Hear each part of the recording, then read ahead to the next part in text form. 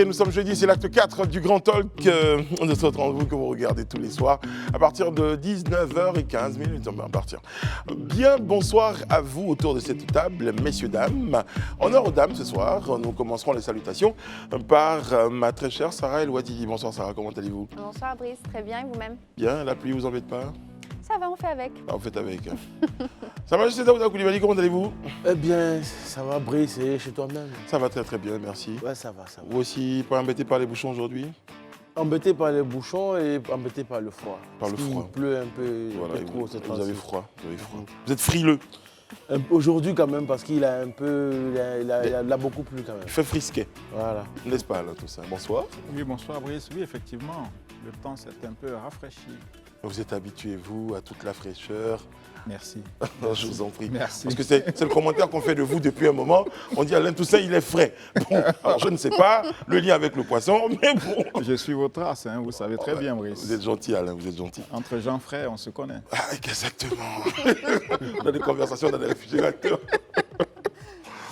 J'aime bien. Un jour, pendant le making-of de cette émission, je vous expliquerai quand même que chaque conversation est spécifique avec Bien chacun sûr. des chroniqueurs. Bon, alors les amis, on va commencer cette émission par une information. Pour les prochaines élections, aucun électeur n'ira dans le bureau de vote, dans l'isoloir, avec son téléphone portable. C'est interdit, et c'est le président de la CEI qui le dit. Et cela fait suite à la plainte des partis politiques. Pourquoi? Parce que certains vont avec leur téléphone portable, ils vérifient dans un premier temps, là ils cochent le nom du candidat, et pour les autres, ils font une photo, et ils arrivent à faire monnayer ça. Daouda. Oui, c'est très. Je veux dire, ça existait avant. Pour moi, c'est une question de principe. Mais je pense que cette fois-ci, si M. Kuibiet l'a instauré de façon officielle, c'est-à-dire que désormais, les forces de police et de gendarmerie seront devant le bureau de vote. Je me demande comment ils vont le faire. Ils vont fouiller les gens au corps? Comment ça va se passer? Bah oui. Je me pose des questions à ce niveau. Mais C'est empêcher... aussi l'importance de la mesure. Dans le fond, dans la forme, j'ai un problème avec, mais dans le fond, moi, je n'ai pas de problème avec. Parce que quand on sait aujourd'hui qu'il y a une élection qui s'est passée en Côte d'Ivoire ici, je ne vais pas dire le nom des candidats, sinon ça va devenir autre chose. Mais des gens, on a de véritables coupeurs de route, en griffe. Comment ça? Ces coupeurs de route-là, ils viennent entre le bureau de vote, entre les maisons des gens et le bureau de vote. Il y a des gens qui sont là, ils ont de l'argent sur eux. Le monsieur, il va, il dit, bon, ok, tu vas voter. Et comme on est dans une société où des gens ont trop faim, des gens sont prêts à vendre leurs dents pour des plats de lentilles, ils vont dans le bureau de vote. S'ils devaient voter pour X, ils votent pour Y. Il fait la photo, il fait la vidéo, il vient montrer la preuve. On lui donne ses 5 000, ses 10 000. Au moins, il a 2 jours de plat. Bon, ça va.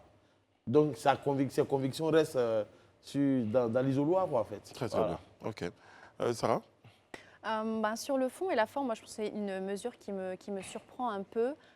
C'est dire combien il y a très peu de confiance aussi quelque part. Et puis techniquement aussi, comment mettre en place une telle mesure? Daouda le mentionnait, mais est-ce qu'on va devoir fouiller chaque personne au corps, chaque personne avant d'aller voter, ou mettre des portiques électroniques pour vérifier si... Enfin, je pense que on va devoir peut-être déployer aussi des moyens financiers et humains pour une mesure qui...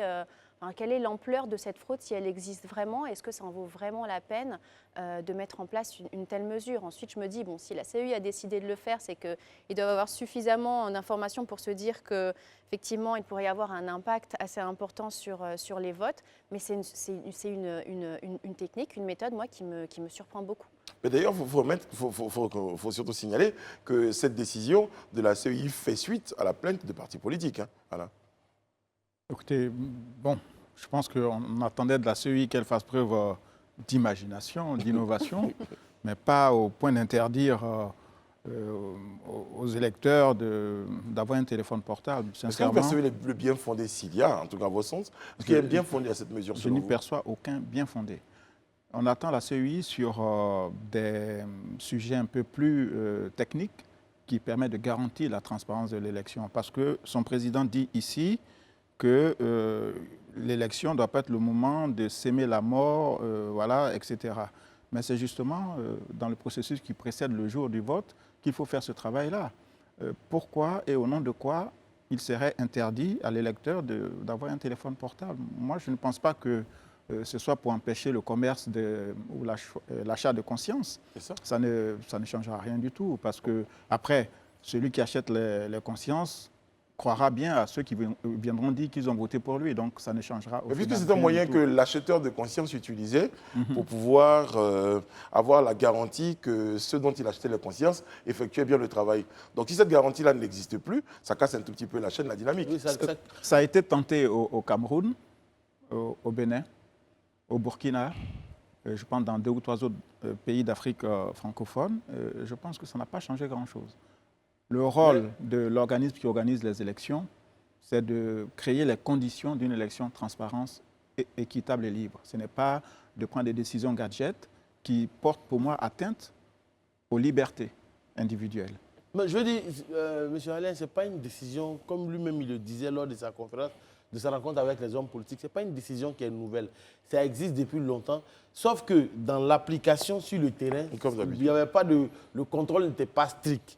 Sûrement, je pense qu'avec les complaintes des différents partis politiques, je pense qu'en région de régulation, vous disiez qu'il y a des partis qui n'ont pas assez d'argent, il y en a qui en ont, qui ont beaucoup d'argent. On ne dira pas qui a l'argent, qui n'a pas d'argent, mais ceux qui ont l'argent pour corrompre, si on met, il y a cette barrière qui est mise là, je pense que ça peut freiner.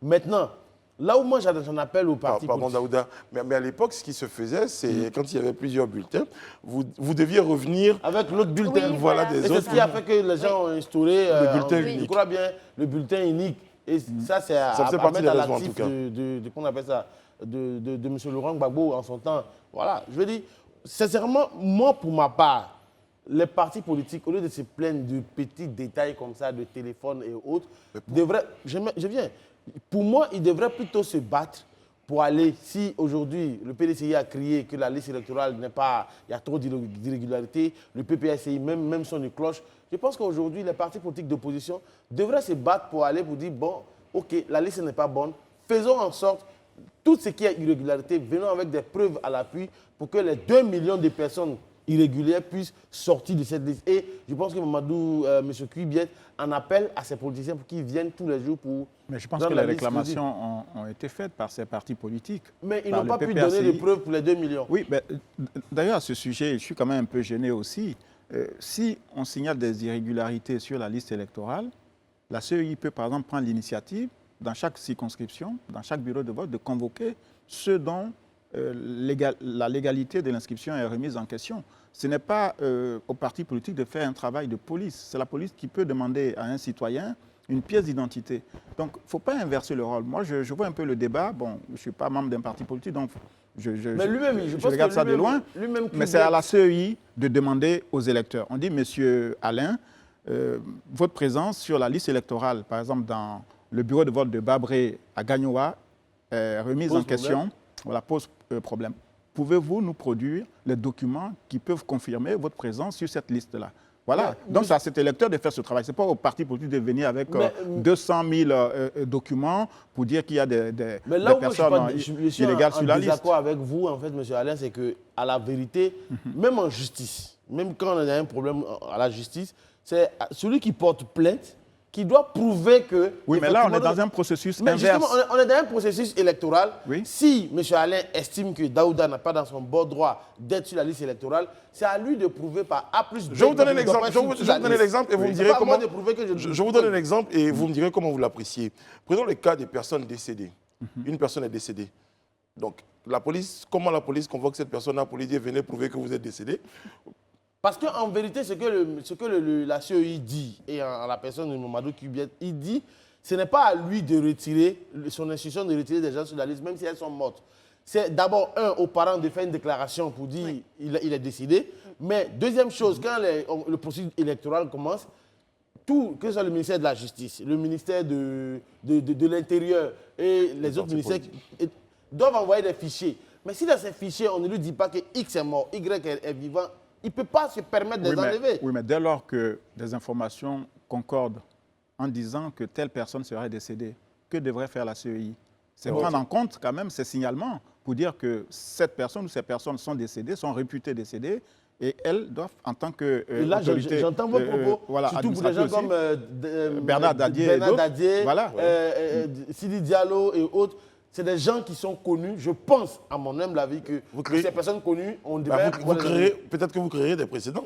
Pour les personnes connues, il y a un traitement particulier et les personnes anonymes... Non, mais qu'est-ce qu'on fait? Non, mais de toutes les façons, on est connu dans sa circonscription. Si vous allez dans telle circonscription de telle ville de Côte d'Ivoire, on trouvera bien une personne ou plusieurs qui sont décédés qui figurent sur la liste électorale. Donc, c'est à la CEI et à ses démembrements locaux de faire ce travail-là en relation avec les services de police et de justice. On ne peut pas demander aux partis politiques de se transformer en agents de sécurité ou de contrôle d'identité pour apporter la preuve que telle personne n'a pas à être sur la liste électorale. C'est très intéressant tout ça. Il y a un problème de méthode, en fait. Je vais revenir, il faut revenir tout le temps à ce dont on parlait tout à l'heure. Moi, j'ai une question pour vous. Est-ce que vous estimez que l'achat de conscience, l'achat de suffrage, de vote, pour vous, c'est un épiphénomène?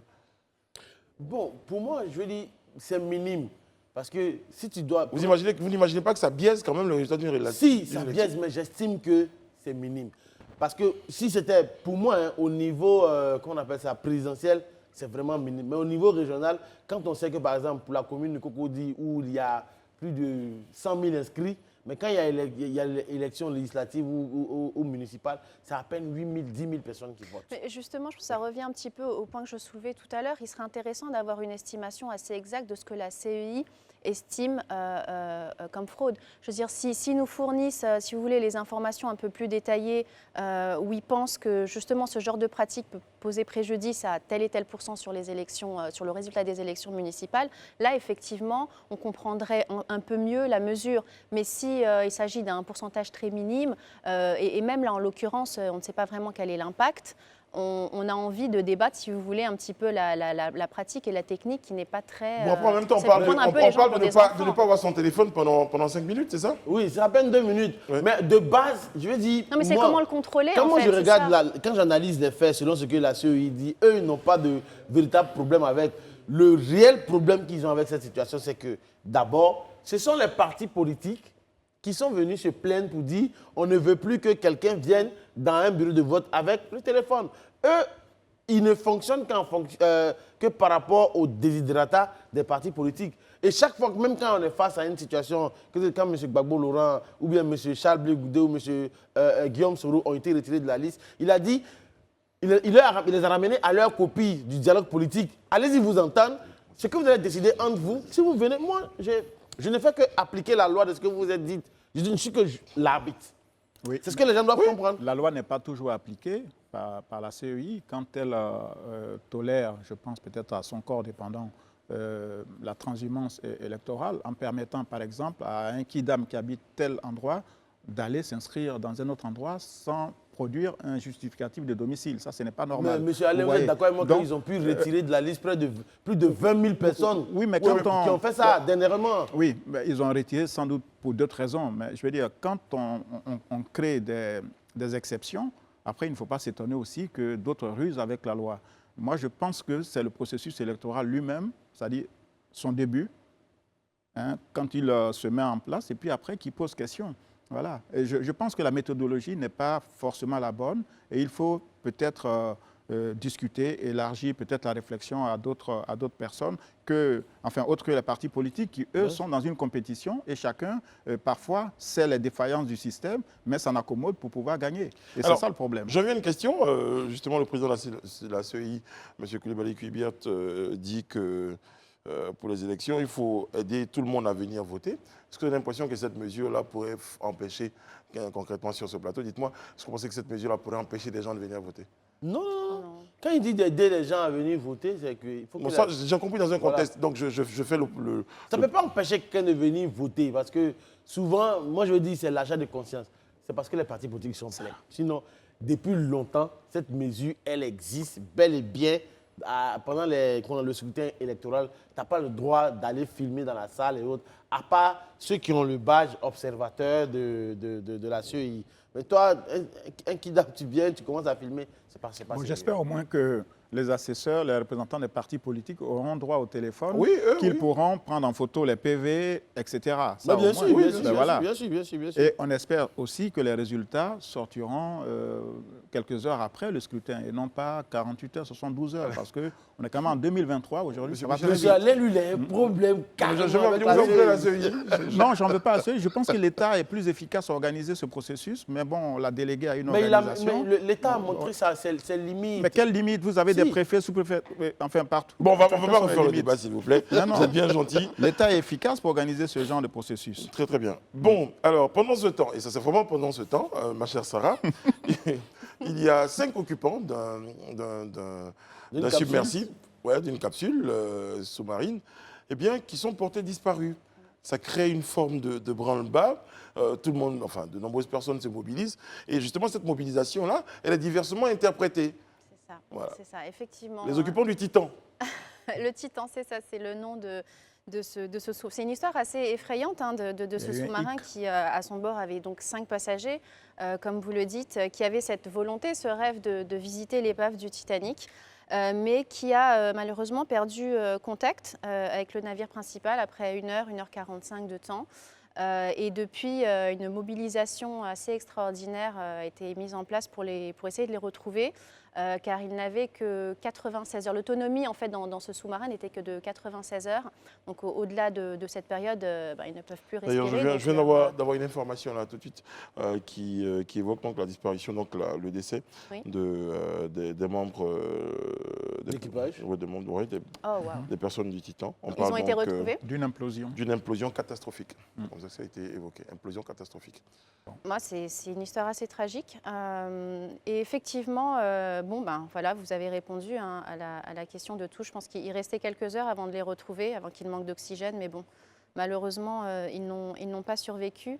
Et effectivement, il y a ce débat depuis hier sur les réseaux sociaux qui font un petit peu cette comparaison avec, vous savez, ce naufrage qui a eu lieu au bord de la Grèce, qui portait plus de 700 migrants, on dit, et qui a coulé. On parle de plus de 82 victimes, et certainement le bilan est bien plus lourd. Et sur les réseaux sociaux, on compare beaucoup toute l'aide déployée pour retrouver 5 hommes versus une centaine de migrants qui ont risqué leur vie pour traverser la mer. C'est une histoire tout aussi tragique, même bien beaucoup plus quand on compare le nombre de personnes qui étaient décédées. Et il y a ce débat, effectivement. Il y a eu plusieurs navires et des robots français, canadiens et américains qui ont été déployés pour retrouver ces 5 personnes qui sont malheureusement mortes. Et les gens comparent les moyens très très limités qui ont été déployés pour retrouver plus de centaines de migrants d'origine pakistanaise, d'Afrique subsaharienne. Donc voilà, est-ce que le globalement, débat... globalement dans les commentaires, on lit, pour 5 personnes, il y a une mobilisation extraordinaire, plutôt que 100 personnes peuvent périr dans le silence. Oui, c'est un peu le débat. Il y en a qui disent, voilà, est-ce que la valeur de l'homme, enfin, est-ce que l'homme a une valeur? Parce que là, on parle de personnes, effectivement, qui sont partis explorer les sous-marins, qui ont dû payer plus de 250 000 $ leur place au sein de ce sous-marin, incluant un chercheur français aussi très connu qu'on appelait le spécialiste du Titanic. Bon, à la base, c'est devenu un peu un tourisme sous-marin, mais à la base, c'est une société américaine qui a décidé de construire ces sous-marins pour des buts de recherche et d'exploration, et qui en a profité aussi pour proposer du tourisme sous-marin. Donc effectivement, il y a énormément de remarques, de débats entre la valeur d'un homme riche versus celle d'un homme qui a beaucoup moins de moyens. Bon, moi, je comprends la situation, je comprends, mais c'est vrai. Vous m'avez dit quelque chose tout à l'heure. Oui, je sais, je me rappelle ce que j'ai dit, mais je veux dire, paix à leur âme. Ouais. Un mort reste toujours un mort, quelle que soit sa richesse, Ouais. quelle que soit sa beauté, il reste un mort. Mais ce que je veux dire, c'est que, pourquoi est-ce que je dis je comprends? Nous sommes dans un monde qui est de plus en plus devenu capitaliste. Voilà. Sûrement, je me dis, je dis je comprends, je ne justifie rien.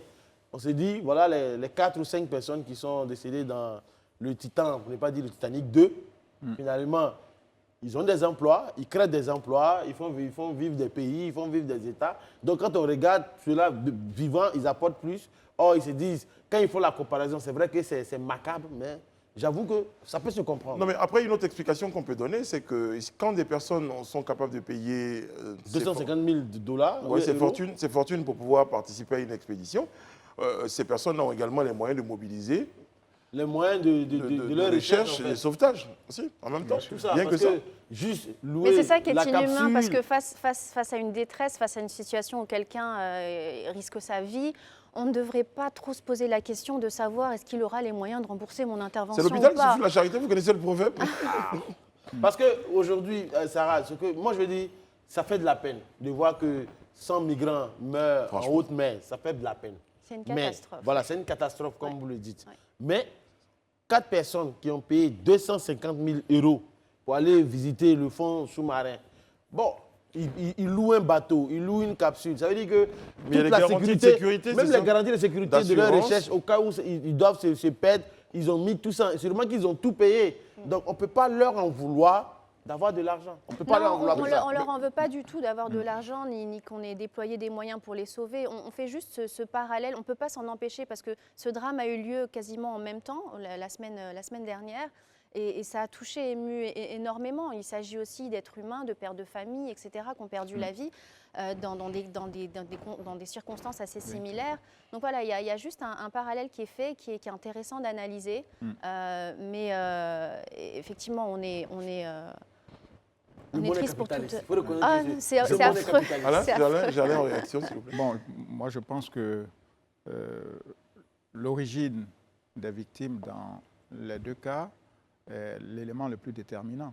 Donc cette mobilisation Oh non, internationale... Alain, non. Si. Oh. Vous savez, on aurait eu 200 Européens sur un radeau en train de dériver dans les océans quelque part, que les médias se mobiliseraient plutôt que de le faire pour des pauvres Africains qui fuient la misère, la dictature, des régimes corrompus pour aller chercher un meilleur être en Europe. Je pense que ce n'est pas une question d'argent, c'est une question de valeur. La hiérarchie des émotions est guidée par la couleur de la peau, par la race, par l'origine, par la religion. Mais vous ne pouvez pas mettre de côté l'argent. Pardon? L'argent? Oui, l'argent, peut-être. C'est même pas peut-être, c'est un fait. Les secours, ce ne sont pas les 5 malheureux qui payent donc ce déploiement de secouristes. Voilà, leur argent n'intervient pas. Ils ont beau être milliardaires, mais quand on envoie les gardes-côtes américains et puis d'autres, l'armée, des sous-marins et autres pour intervenir, ce n'est pas leur argent, c'est l'argent public des pays. Moi, je comprends ce que vous dites, mais quand vous regardez ce qui se passe en Côte d'Ivoire ici même, mais on prend deux types de personnes. Souvent, on a vu des cas ici où, pour des familles de prolétaires en griffe, on n'a pas déployé de grands moyens. Mais quand c'est pour l'enfant de X ou Y personnes, il y a des moyens, il y a l'armada même qui sort pour aller retrouver la personne. C'est pas forcément lié, vous dites que c'est pas forcément lié à la Moi, je couleur dis de que peau, c'est le capitalisme qui fait ça, en fait. Vous savez, moi, on a souvent vu à la télévision des alpinistes qui sont bloqués sur le sommet du Mont Blanc ou ici, etc.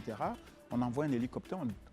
On a vu On également, déploie Alain, des on a vu moyens. également, par Voilà, exemple, donc- en Amérique du Sud, on a vu également toute la mobilisation qu'il y a eu lorsqu'il y a eu 4 enfants, mais il y a eu également des mineurs qui avaient été, qui étaient pris au piège donc, dans la mine. Donc, je pense que Non, mais moi, je pense que... c'est pas forcément... Même le petit Marocain qui est tombé dans un puits. Au Maroc, Mais oui. il y a eu des pays étrangers qui se sont mobilisés pour le sortir. C'est pour dire qu'en fait, aujourd'hui, il ne faut pas mettre de côté la valeur argent Et dans cette il y histoire. a aussi une responsabilité, je pense aussi des médias dans la manière de traiter dans le présenter les narratif. choses, oui. Voilà, parce que c'est vrai que Ryan, le petit garçon qui était tombé dans un puits au Maroc, a beaucoup ému dans le monde entier. On se sentait presque à la place de cette famille, oui. Parce qu'il y a aussi le rôle que joue le média dans le narratif. Je ne sais pas. En tout cas, moi-même, j'ai été personnellement touchée beaucoup par cette histoire. Très bien. Bon, en tout cas, on est triste. Moi, hein, c'est qu'une de ce qui chose de arrive. hubris. Je sais qu'un noir, un Africain, un lion qui rugit, quand il entend rugir, il ne cherche pas à savoir s'il est là ou pas. On fuit d'abord. Bon, les Blancs aussi, ils aiment aller trop au fond de la mer. Daouda. Oui, mais bon. Merci Daouda, on va au gîte. Ça y est, nous sommes de retour sur le plateau du Grand Talk pour la deuxième et dernière partie de notre rendez-vous. Vous nous regardez sur les canaux 206 du bouquet Canal+, et numéro 6 de la TNT. Vous êtes tous les soirs plus nombreux à nous regarder et ça nous fait énormément plaisir. Grand coucou à tous nos amis internautes, Titi Elogne, Dominique Yaba, il y a Hassan, il y a M. Traoré. Bon, enfin, vous êtes très très nombreux. Je ne peux pas vous citer tous, mais en tout cas, du fond du cœur, on vous dit merci d'être présents et d'être plus nombreux, de contaminer les autres à nous regarder sur nos pages des réseaux sociaux. Sarah El Ouadili, Daouda Koulibaly sont à ma gauche. Et nous sommes très heureux, très heureux, mais voilà, de recevoir sur notre plateau un trio de femmes. Bonsoir mesdames. Bonsoir, monsieur. Je l'ai juste fait pour le cœur. J'étais sûr qu'il allait être beau de le dire en cœur. Nous sommes en compagnie de madame Penda Diané. Vous êtes DG, directrice générale de, je dis Winning Winning Light Group. Madame Yakema Kouyaté. Oui. Bonsoir madame. Vous êtes directrice générale de l'entreprise, j'ai dit en anglais, Oui. Dynamic Technology. Oh. Et madame Marina Nobou, vous êtes promotrice de construction écologique. Vous m'avez aidé avec le troisième point l'anglais, je n'aurais pas supporté. Merci mesdames d'être sur notre plateau. Alors première question, est-ce que la pluie vous embêtait avant d'arriver? Non. Un peu quand même. Un peu. Un peu, oui. La pluie nous a un peu embêtés, mais bon, ça ne nous a pas empêché d'être là.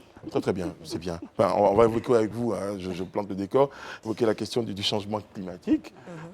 Aujourd'hui, qu'est-ce qu'on définirait finalement? Parce qu'il y a eu beaucoup de définitions sur la question. Qu'est-ce qu'on définirait aujourd'hui comme changement climatique? Parce que ma fille à la maison, a des changements climatiques, c'est quand il commence à pleuvoir alors qu'on n'était pas en saison de pluie. Est-ce qu'elle a raison? Oh, oui, on peut dire qu'elle a raison parce que le changement climatique, c'est un trouble dans les saisons. Donc, quand on dit changement, c'est qu'il y a eu quelque chose d'habituel qui a changé. Donc, le changement climatique, c'est le trouble qu'il y a eu dans les saisons. D'accord. Et je fais mon e-forchi, là. On parle le changement climatique, mais l'engagement des femmes, justement, dans la résolution de cette question de changement climatique. On en parle sur ce plateau. Comment, à votre niveau, c'est une question pour chacune d'entre vous, vous êtes engagés, justement, à lutter contre ce changement climatique? En tout cas, les efforts que vous menez dans chacune de vos entités. Ben, nous sommes déjà des femmes qui sont engagées dans des secteurs de métiers qui luttent, en fait, contre le changement climatique. Et chacune de nous, tous les jours dans le quotidien de ce que nous faisons comme activité, nous essayons de poser des actions de sensibilisation, mais en même temps des actrices dans notre milieu de vie, mais aussi apprendre aux gens comment est-ce qu'il faut faire pour qu'on puisse préserver la nature et vraiment préserver l'environnement, et qui va avec en fait la préservation de la santé de la population. Et donc c'est notre quotidien, c'est ce que nous faisons tous les jours. Il y a d'autres qui sont dans le solaire, l'efficacité énergétique. Maisons écologiques, qui parle de maisons écologiques, parle évidemment de préservation de l'environnement. Donc c'est notre quotidien et c'est ce que nous faisons, c'est ce métier que nous avons opté de faire, mais faire cela en pensant à la population, au bien-être de la population à travers. Alors justement, dans ce contexte actuel où le coût de l'électricité augmente, le coût de l'énergie en Côte d'Ivoire, mais en fait partout dans le monde, dans ce contexte-là, quelles sont vos propositions? On parle d'installations solaires, etc. Quel serait le coût, notamment pour des familles aux revenus assez modestes? Est-ce que ça reste quelque chose qui pourrait être accessible? Avant de parler de l'accessibilité aux familles dans le secteur du solaire, nous allons d'abord remercier l'État qui nous aide d'abord à réduire les coûts de l'achat de nos panneaux, les coûts de douane et de taxes qu'on nous prélève à chaque fois que nous faisons venir des équipements. Et une fois que ces charges seront déchargées, je pense que nous allons participer au fait que toutes les familles qui sont dans le besoin de l'énergie puissent avoir l'énergie solaire disponible à bon prix. Moi, ma question s'adresse à Mme Nobou. Oui. Je préfère être plus précis, plus direct. Avec vous, on parle de construction de maisons écologiques. Oui. C'est quoi l'avantage de vivre dans une maison écologique aujourd'hui? D'abord, qu'est-ce que c'est qu'une maison écologique? C'est quoi d'abord la maison écologique et quel est l'intérêt de vivre dans une maison écologique? D'accord. Une maison écologique est une maison où on utilise les matériaux locaux, des matériaux qui vont aller pour lutter contre le réchauffement climatique. Je peux citer par exemple le bois, je peux citer les bambous, je peux citer la terre. Et donc moi, essentiellement, je fais la promotion du BTCS, les blocs de terre comprimés stabilisés. Lorsque vous vivez dans une maison en BTCS, vous économisez 80% d'énergie. Tout à l'heure, on parlait de comment faire avec le coût d'énergie qui augmente. C'est bien souvent, voilà, il faut choisir des matériaux qui nous aident à moins dépenser, justement, qui nous permettent d'économiser l'énergie. Lorsque vous êtes dans une maison en BTCS, vous n'êtes pas obligé d'allumer le climatiseur durant toute la nuit ou toute la journée. Parce que dans cette maison, vous avez une très bonne régulation thermique. Ça veut dire que la température du dehors n'est pas influencée par celle qui est à l'intérieur. Donc, il peut faire très chaud dehors, mais à l'intérieur, on a une très bonne température. Donc, du coup, vous économisez l'énergie, vous économisez sur vos factures d'électricité. Donc, ce sont des choix qu'il faut faire. Donc, l'avantage déjà, en plus du coût, vous avez à peu près 20% de réduction sur les grosses œuvres en choisissant les maisons écologiques. Vous avez aussi l'isophonie, les sons sont isolés. Et ensuite, vous avez une très bonne régulation thermique. Vous n'avez pas toujours l'agression du climatiseur sur vous. Et donc, ça vous permet de pouvoir lutter contre le réchauffement climatique. Et vous dépensez moins. Vous êtes en bonne santé parce que moins de produits chimiques, voilà. Et la technique, là, en l'occurrence, ne coûte pas cher. Oui, la technique ne coûte pas cher. Les gens ne savent pas, ils pensent que construire en terre, construire en BTCS, c'est plus cher que les maisons, les agglos ordinaires. Je dis non. Pourquoi? Parce que dans la fabrication du bloc, le matériel est local. Donc, on utilise la terre. Vous convenez avec moi que utiliser la terre qui est à 10 km de nous et aller chercher le ciment qui est à 200 km, on paierait plus cher dans le transport. Ensuite, les murs sont porteurs. Vous parlez de maisons que ça sera moins cher et autres. Mais moi, je me pose une question. Oui. En tant que bon petit Djoula, oui. J'ai envie de construire un R plus 15, un plus 20. Vous pensez que je peux construire un S plus 15, 20 avec ça pour faire après mettre ça en location des gens dedans? C'est possible. C'est possible. Pourquoi? Parce que pour les immeubles... L'avez-vous déjà fait? Oui. Je vais vous montrer des exemples. Pour les immeubles, vous devez savoir que ce qui tient une maison, un immeuble, c'est surtout la structure, les poteaux, les poutres, etc. Et après, maintenant, on viendra faire le remplissage avec le BTCS. Donc, ce n'est pas les murs qui portent la maison, mais c'est plutôt les poteaux. Voilà. Donc, on va couler le béton, on va mettre les poteaux, etc., comme d'habitude. Et puis maintenant, c'est le remplissage qui va se faire en BTCS. Maintenant, je viens à vous, madame, c'est que vous parlez de solaire. Solaire, oui. Voilà. Mais on sait que, parce que moi, à un moment donné, je voulais utiliser du solaire, mais il se trouve que techniquement, le solaire, il coûte cher. Je ne peux pas l'acheter, moi, pour l'installer, tout et tout. C'est vrai qu'après l'installation, c'est bon. Mais pour l'avoir, c'est assez compliqué. C'est peut-être un investissement. Comment l'Ivoirien lambda aujourd'hui peut faire en sorte d'avoir ça chez lui à moins de coût? Alors, l'énergie solaire, il y a tous les prix pour l'énergie solaire. Voilà. Et puis, j'ai l'habitude de dire que c'est du sur-mesure. Voilà. Votre consommation ou vos besoins ne sont pas les besoins des autres. Vous, par exemple, on peut aller chez vous, on vous fait un dimensionnement. Peut-être que votre facture ou le devis que nous allons vous faire coûtera moins cher que le devis qu'on ira faire chez quelqu'un qui a beaucoup plus d'équipement. Alors, nous devons d'abord, pour avoir l'énergie solaire à moins de coût, il faut d'abord avoir des gestes écologiques. C'est quoi avoir un geste écologique?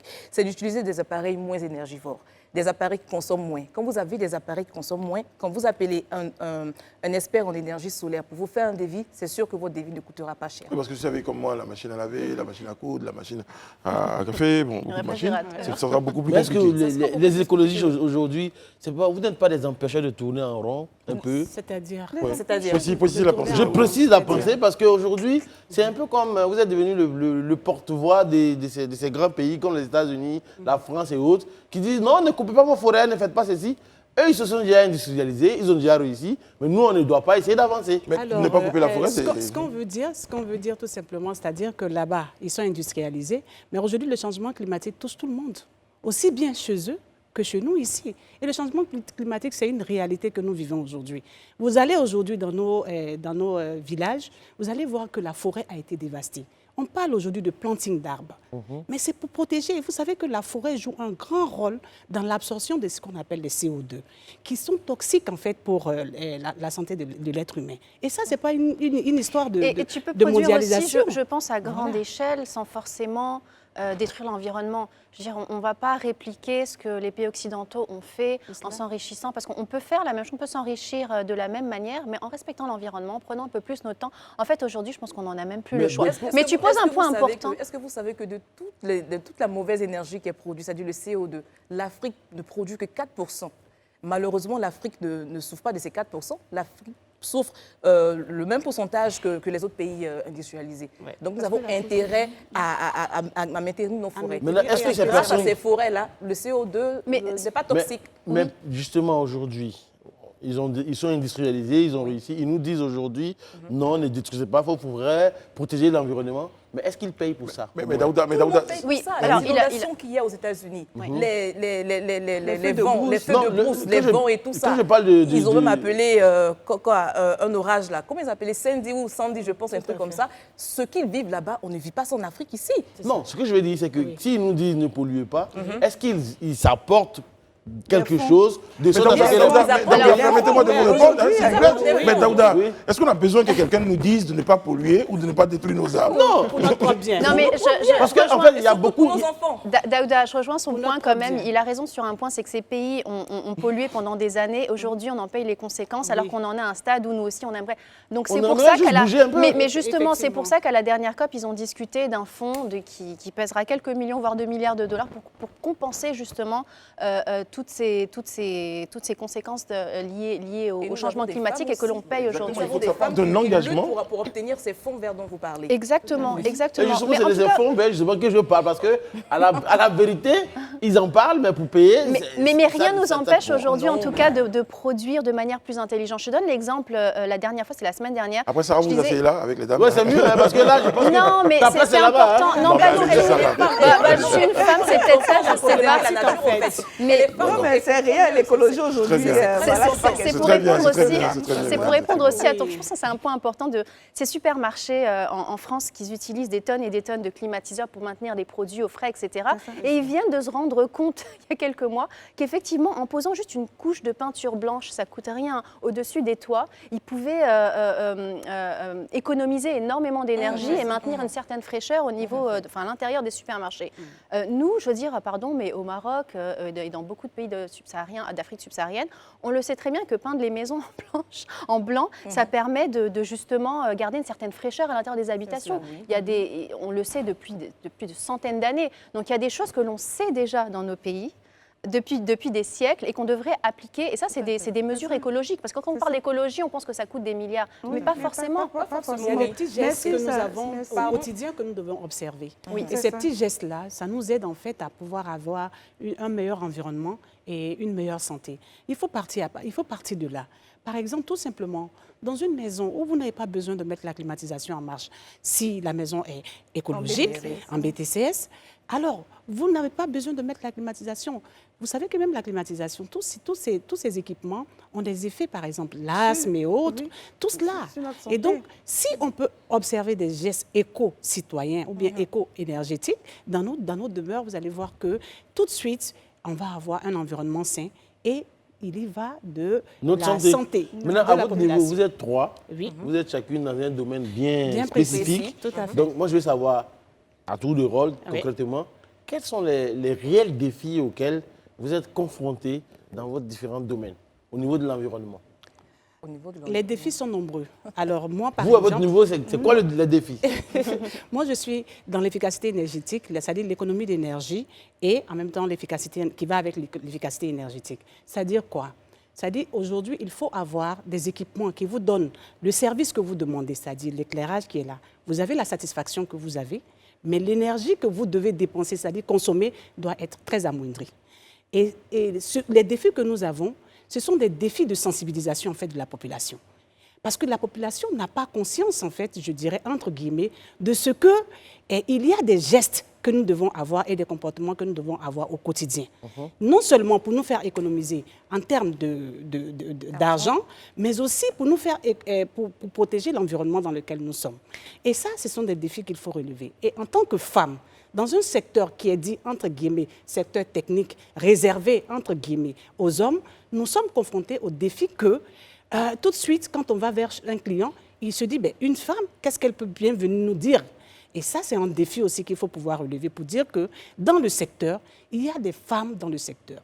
Et la technique même va avec les femmes. La technique a besoin de munitions et de détails. La femme est dans le détail. Vous avez bien de façon commencé. naturelle. Et puis j'étais d'accord avec vous. La technique avec les femmes, elle dit bon, allez. Non, je le disais.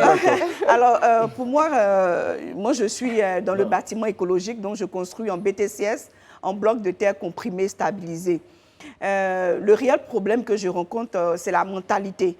Parce que la plupart des Ivoiriens ou de la population pour les gens, c'est un peu diminué. C'est rudimentaire. Voilà, c'est la mentalité. Ils pensent que ça fait vieillot, ça fait pauvre de construire en terre. Et donc, pour eux, pour démontrer qu'ils ont réussi, il faut construire en ciment. Ça, c'est juste la mentalité. C'est un peu lié au fait aussi, madame, que ce que nous avions comme proposition de maisons en terre, ça ressemblait à vraiment des maisons... Des maisons en terre, chez moi, à Odénec, Alors que en fait. justement, il y a aujourd'hui, des... on a modernisé avec les architectes. Voilà que nous avons, on a modernisé les maisons en BTCS. Déjà, c'est différent du géobéton que vous connaissez.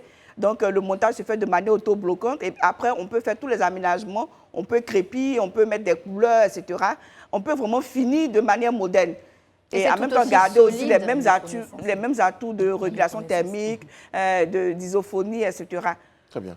C'est bien pour Daouda, surtout parce que dans un quartier, il faut vous assurer qu'il y a des gens qui font beaucoup de bruit. Isophonie, Daouda. Voilà, isophonie. Madame Diané. Alors, au niveau du solaire, les difficultés que nous rencontrons, c'est que le secteur, il est méconnu. Il est méconnu et inconnu par certains. Et les gens ont peur, ils se disent, est-ce que c'est autorisé? Est-ce qu'on a le droit d'avoir un système solaire? Parce que si nous, on a dit un jour, on a envie d'avoir que le système solaire, on a dit non, les gars de la... On dit que c'est autorisé. Chacun a le droit d'avoir un système solaire chez lui. Alors, quand vous avez un système solaire chez vous, immédiatement, vous vous inscrivez dans la liste des personnes qui luttent de par leurs actions contre le réchauffement climatique. Ce qui n'est pas encore autorisé, c'est la vente de l'électricité que nous produisons à base des panneaux solaires. Nous avons quelqu'un qui a déjà le monopole de la vente de l'électricité. Voilà.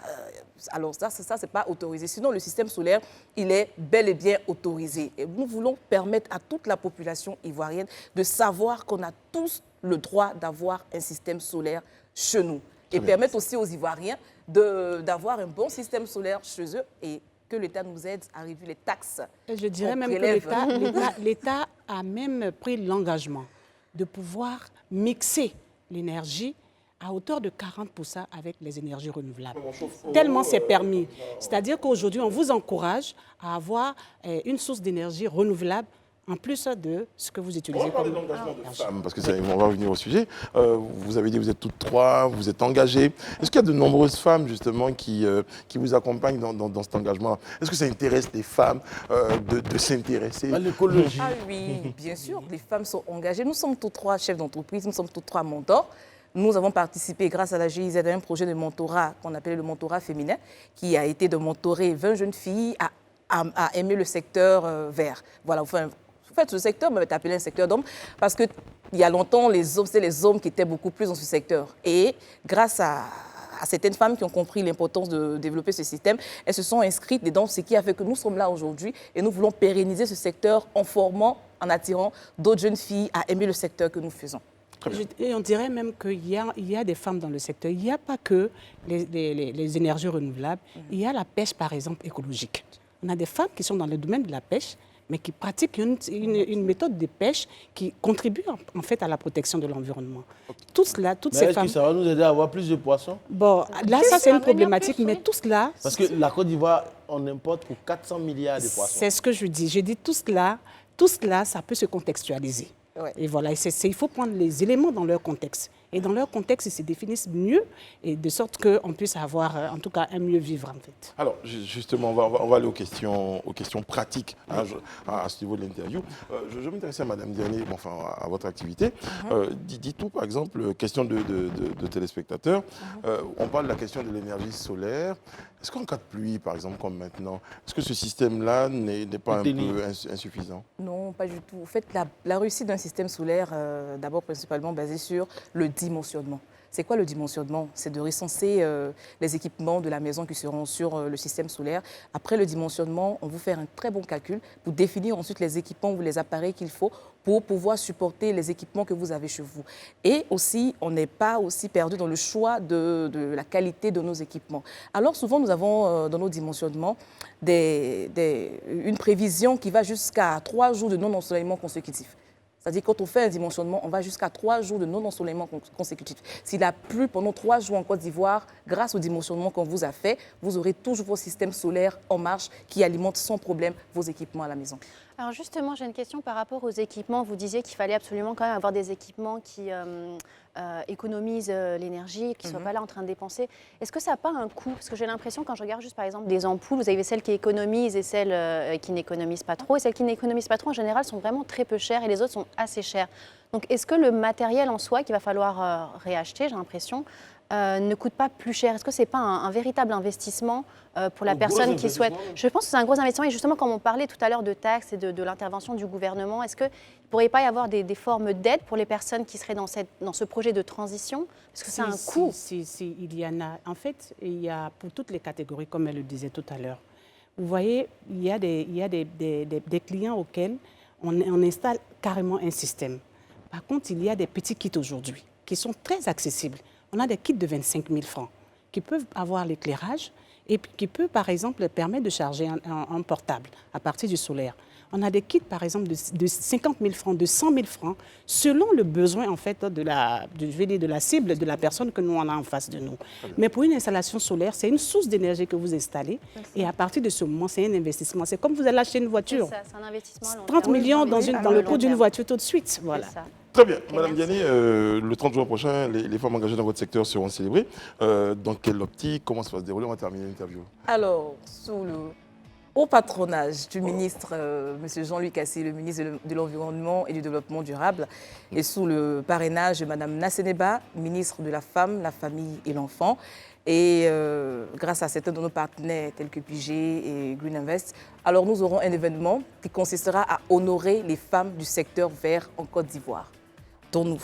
Les femmes qui ont compris très tôt qu'il fallait lutter contre le réchauffement climatique et qui ont déjà commencé depuis 20 ans, 30 ans, 15 ans pour certaines, à lutter contre le réchauffement climatique de par leurs actions. Alors, cet événement se tiendra le 30 juin prochain à Yves-Hôtel, Plateau, de 16h à 20h. Bon, en tout cas, on y sera en tant qu'homme. Oui. Les hommes ne sont pas exclus. Non, du tout. Les hommes ne sont pas exclus. Non, ils ne sont pas exclus du tout. Très bien. En tout cas, nous, on voulait ce soir, à travers ce rendez-vous-là, porter à la face du monde votre engagement et surtout votre expertise, chacune dans son domaine, pour apporter à ce monde-là un mieux-être et permettre aux hommes et aux femmes de mieux y vivre. Merci beaucoup, mesdames, d'avoir été avec nous. Merci à vous. Merci. Merci, Sarah. Merci. Saouda, on est en minorité ce soir sur le Ouais, plateau. franchement, on était même en danger. Il lui faut un prix, il lui faut un prix. Il lui faut un prix parce que c'est quelqu'un qui a bien compris, elle a bien compris l'écologie. C'est parfait. Bon, c'est l'empêcher de tourner. On était Daouda. On vous donne rendez-vous demain sur ce même plateau-là. Prenez soin de vous et des autres. Que Dieu veille sur vous. Que Dieu veille sur la Côte d'Ivoire demain.